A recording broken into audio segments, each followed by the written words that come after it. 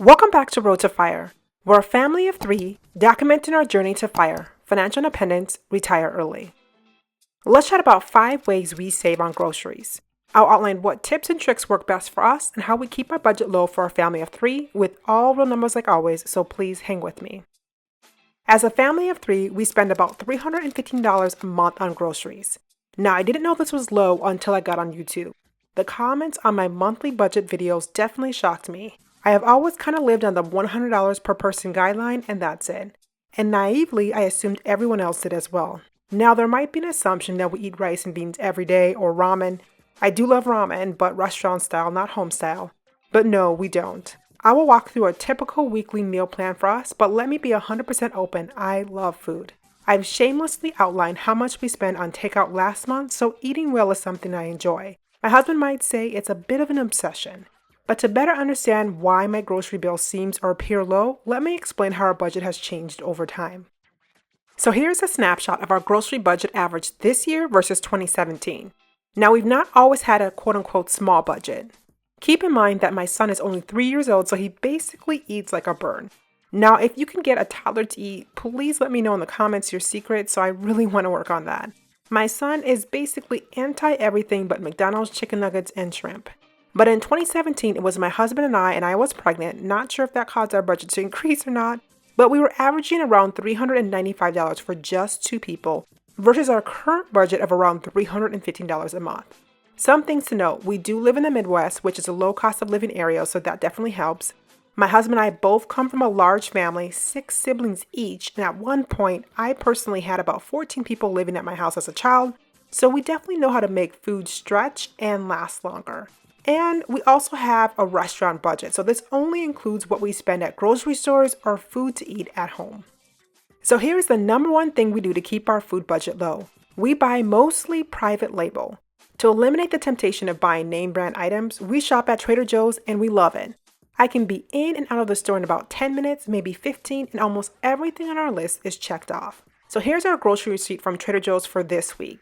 Obviously, the state, credit, and tax information is blocked out, but Trader Joe's also does not have a really nice reward or online platform to view items, so here is the receipt blown up. Nothing abnormal here.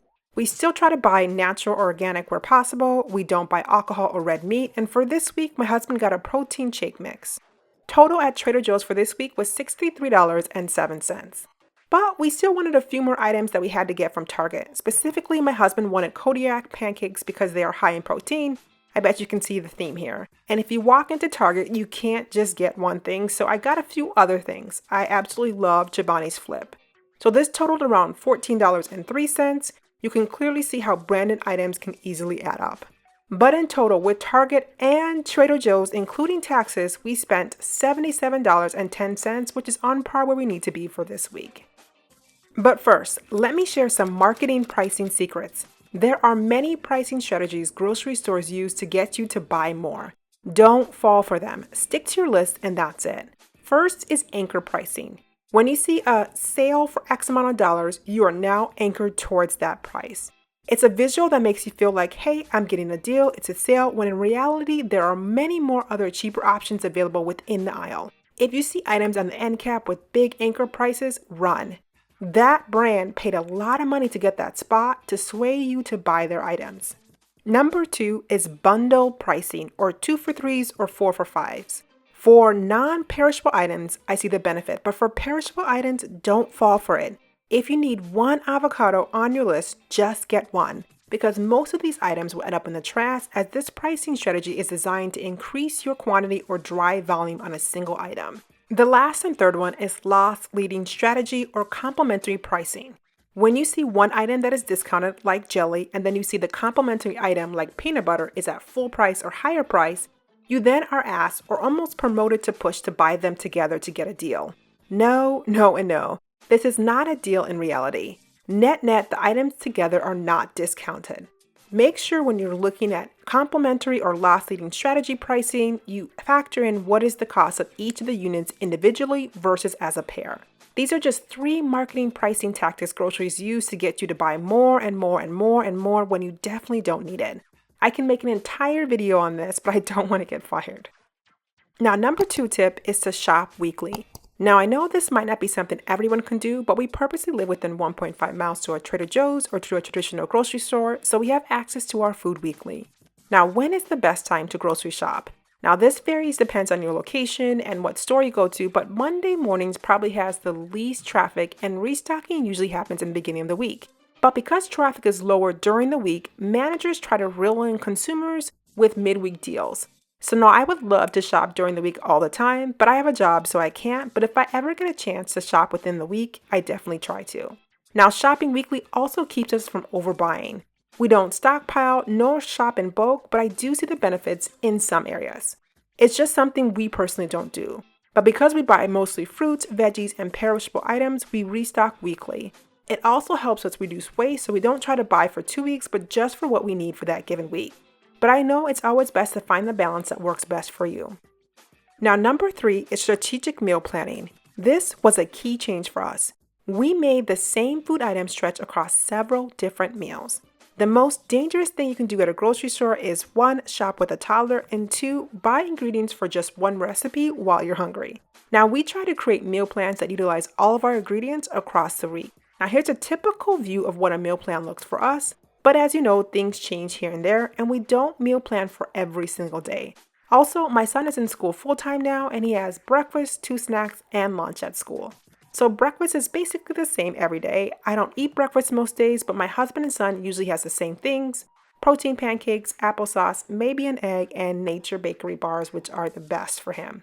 Then for lunch, on Monday and Tuesday, I'm in the office, so I usually make a salad for my husband and I, because I honestly don't want to get caught up in small talk at the break room, so I love to just eat a salad at my desk. We then usually make stew on the weekend, and we use that same stew throughout the week. It's a Nigerian tomato-based stew that pairs good with almost everything.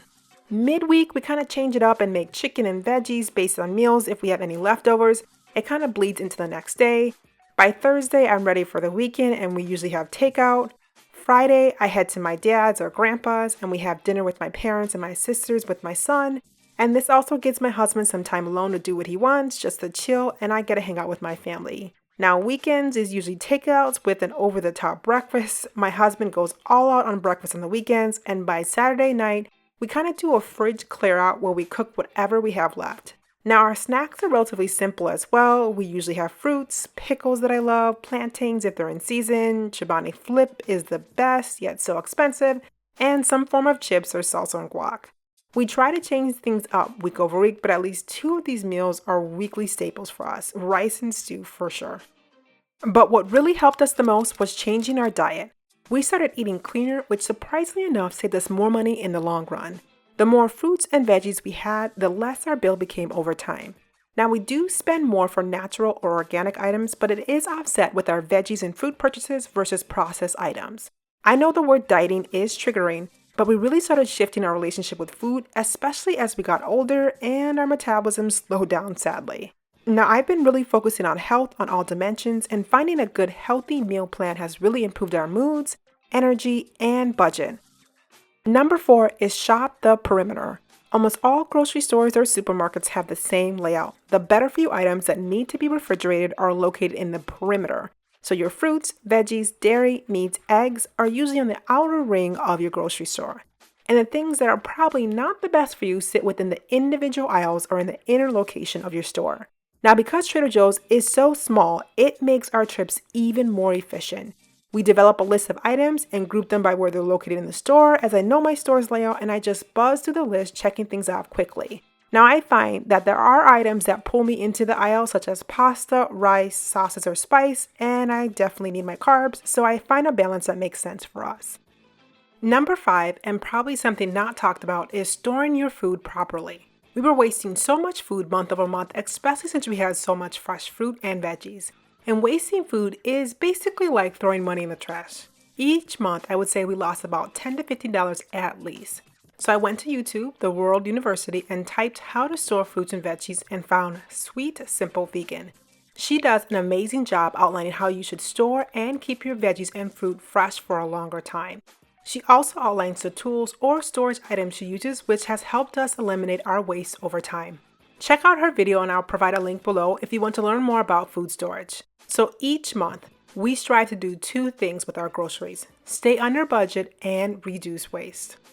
So bonus tip or number 6 is almost a given, but use coupon apps. And to be clear, we only use Ibotta. But there are several other coupon apps you can use, and I've outlined them here if you care to check them out.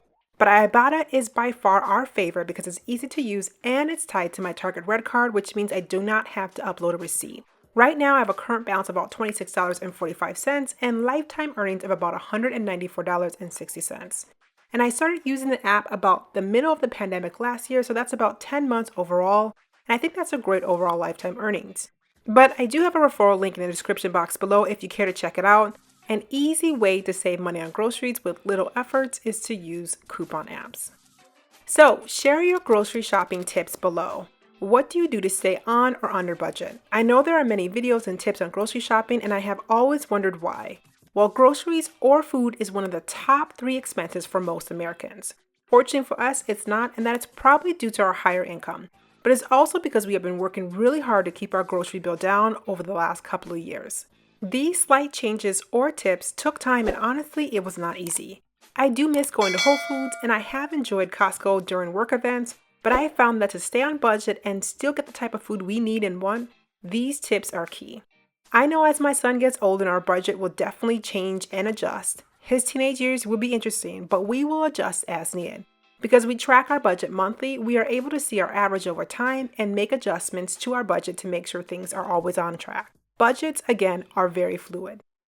Now, if you made it this far, thank you so much for watching. But don't forget to like, comment, and subscribe below.